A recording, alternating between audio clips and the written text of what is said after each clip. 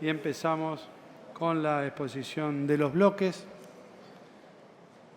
Tiene la palabra el diputado por Buenos Aires del bloque Unión por la Patria, Sergio Omar Palazzo. Adelante, diputado. Gracias, presidente. En primer lugar, agradecerle la celeridad con la que usted ha dispuesto que se inicie un sumario administrativo a raíz de la presencia de este personaje, Leonardo Sosa, en la casa. No tengo dudas de su buena voluntad respecto a encontrar la verdad en ese sumario de cómo este personaje, procesado por instigación a la violencia y perteneciente a una agrupación terrorista que atentó contra la vida de la vicepresidenta, haya llegado a ocupar un lugar en las gradas. Pero sí hay algo que usted puede hacer rápidamente porque le depende de usted, de la Secretaría Administrativa, que es quien confecciona la lista de invitados y es decirnos qué diputado o diputada lo invitó a estar presente en esta sesión. Le pido si eso puede tener una celeridad mayor de la que seguramente usted le va a imprimir, no dudo, al sumario que ha planteado. Lo segundo que quiero plantear es que, lo otro que quiero decir es que no busquemos en los compañeros nuestros de seguridad el problema que este individuo haya ingresado. Este individuo ha ingresado porque tenía una pulsera habilitada por un legislador seguramente para que esté presente. No es un problema de los trabajadores de seguridad de esta casa. Lo segundo es plantearle la necesidad de contar con el dictamen definitivo que haya quedado posterior a la cantidad de artículos que han sido eliminados del mismo, que si no me falla la memoria son alrededor de 164, según lo que explicó o relató el secretario de la Cámara cuando se iban produciendo las derogaciones de artículos. Digo esto porque hoy se trae a discusión en este Parlamento diversas emergencias, porque según esas emergencias estamos en una situación de gravedad y dramática los argentinos. Y no tengo dudas que la situación es muy difícil, que la situación por la que atraviesa el pueblo argentino no es la mejor y al contrario, tiene muchísimas dificultades. Pero si es tantas las dificultades y tan dramático, sigo sin entender por qué una de las emergencias que bajaron es la emergencia social, porque todas las demás emergencias golpean precisamente sobre los que menos tienen. Otra de las emergencias que no pusieron es la emergencia alimentaria, sabiendo que muchos argentinos, aún con trabajo registrado o trabajo no registrado, no alcanzan a cubrir su canasta familiar. Y también me llama la atención que no se agregue una emergencia como la de la vivienda, más aún cuando dentro del decreto de necesidad de urgencia se está derogando la ley de alquileres que va a generar una suba y está generando una suba muy fuerte de las viviendas puestas a disposición de quien necesita alquilar. En definitiva, hoy deberíamos darle tratamiento a esta ley base que empezó con 664 artículos, luego en el dictamen de mayoría quedaron 525 artículos y hace un instante acaban de eliminar 164 artículos más. Entonces, hay que convenir en un primer punto, que es absolutamente irregular el tratamiento que le estamos dando a esta ley. Nadie puede, en cuestión de horas, revisar 164 artículos para ver cómo quedó el dictamen que nos ponen a votación la mayoría. Entonces, caemos en la irresponsabilidad como legisladores de estar legislando sobre algo con lo que no tenemos ni siquiera a las 16:40 el dictamen que tenemos que votar.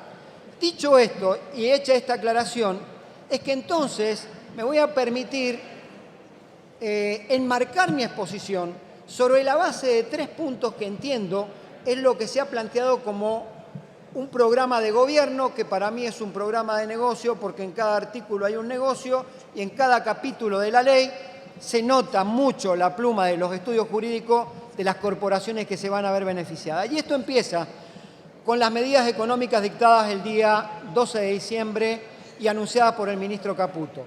Sigue con el DNU y sigue luego con la presentación del proyecto de ley.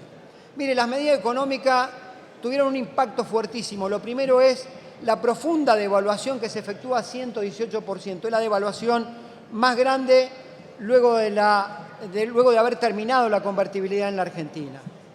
Esta devaluación impactó fuertemente. La acompañaron con una desregulación de los precios de las naftas. Recuerdo aún la crítica profunda que se hacía al anterior ministro de Economía, Sergio Massa, cuando en su campaña presidencial decía que la nafta iba a llegar a 800 pesos o más y se lo acusaba casi de golpista por decir que eso no iba a pasar.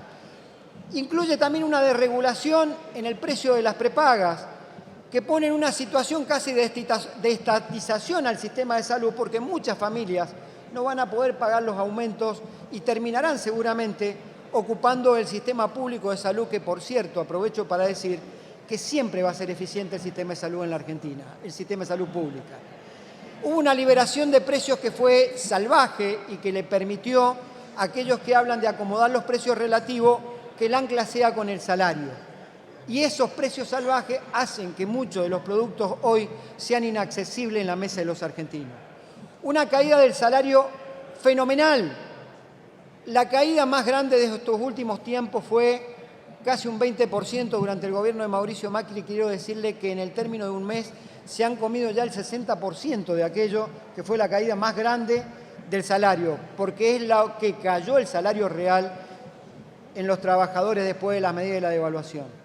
Y como corolario a estas medidas económicas nos anuncian un protocolo de seguridad. En lugar de explicarle a los argentinos que se necesita urgente y ojalá lo hagan por un decreto de necesidad de urgencia, eso se lo voto con dos manos, que le suban el ingreso a los jubilados, que son el sector más castigado de la sociedad. En lugar de decirle cómo vamos a recomponer los ingresos de la sociedad, nos tiran por la cabeza un protocolo de seguridad para decir cómo nos van a reprimir si los argentinos salen a protestar. Mire, no veo mucha opción en esto, presidente, de decirle que esto seguramente va a terminar con una profunda devaluación. Al DNU hay que agregarle también que incluye una serie de cuestiones como la privatización. El paquete de privatizaciones es indigerible para cualquiera. La Argentina vivió un proceso de privatizaciones con la reforma del Estado del expresidente Menem que le costó pueblos fantasmas, trabajadores con muchísimos problemas en la sociedad argentina para reinsertarse, con alejar al Estado de servicios básicos. Nosotros sostenemos concretamente que nada del articulado de ese paquete de privatizaciones tiene que ser avalado por este Congreso, porque es entregar y enajenar el patrimonio nacional. Y creo, y en lo que, o de la actividad que provengo como trabajador bancario, que hablar de las privatizaciones del Banco Vice, que ha generado rentabilidad 4 años seguidos, de la Casa de la Moneda, que es una función indelegable del Estado de emitir y acuñar moneda, o del Banco Nación, que es un banco que genera utilidades, que tiene presencia en todo el país, que su nivel de exposición con la LEC es por debajo del sistema financiero promedio. Estamos hablando de que acá no están buscando privatizar, sino que están haciendo o buscando hacer un gran negocio. Tienen entre el DNU también una serie de cuestiones vinculadas a la ley de góndolas, a la ley de tierra, hablan en el espacio satelital para, con nombre y apellido, decir que quieren que participe Elon Musk, una reforma laboral que atenta contra los derechos de los trabajadores, violando principios fundamentales, y un decreto que es nulo, de nulidad absoluta, porque nunca hubo necesidad de urgencia. Esto se lo acaba de decir la Cámara Nacional de Apelaciones del Trabajo en el fallo de ayer, cuando les dice que ni siquiera le pusieron fecha de vigencia al decreto y que cuando el decreto aún no estaba vigente lo habían convocado a ratificarlo dentro de la ley ómnibus que nos presentan para votar. Mire, presidente, por último, porque sé que el tiempo se me acaba, yo quiero reivindicar a la política. Yo me solidarizo con todos aquellos señalados por el presidente de la Nación cuando los trató de coimeros. Aquellos cuando habló de la valija del biodiesel, la valija de la yerba mate, las valijas del tabaco, las valijas de las aceiteras, y dijo que las tenía identificado, y le pido que denuncie si los tiene identificados. Yo no creo y tengo diferencia con muchos de los compañeros de distintas bancadas acá, pero que porque el radicalismo toda la vida tuvo una posición histórica en contra de las privatizaciones, no voy a decir que son un bloque extorsionador. Que los diputados y diputadas de Hacemos Federal tengan una posición de defensa de las economías regionales, no voy a decir que son un bloque extorsionador. Que la coalición cívica, que históricamente denegó poderes especiales No voy a decir que porque sostengan esa posición son un bloque extorsionador o que el socialismo porque defienda históricas banderas del socialismo son un bloque extorsionador. Son mis compañeros, mis colegas dentro de la Cámara, me solidarizo y defiendo la política porque soy parte de ella. Esta ley se vota bajo el concepto de que es para levantar la degradación de 100 años en la política argentina. Y miren, 100 años estuvo Alén, estuvo Irigoyen, estuvo Perón, estuvo Evita, estuvo Frondizi, estuvo Ilía, estuvo Alfredo Palacio, estuvo Alfonsín, estuvo Néstor y Cristina, y en todo caso los libertarios son beneficiarios de aquel destino que les forjaron 100 años de democracia con sus errores y sus dificultades.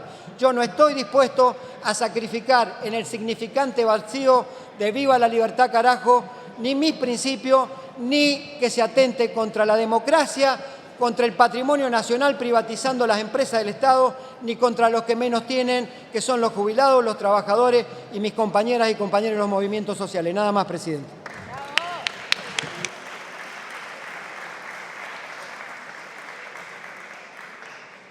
Muchas gracias, diputado Palazzo.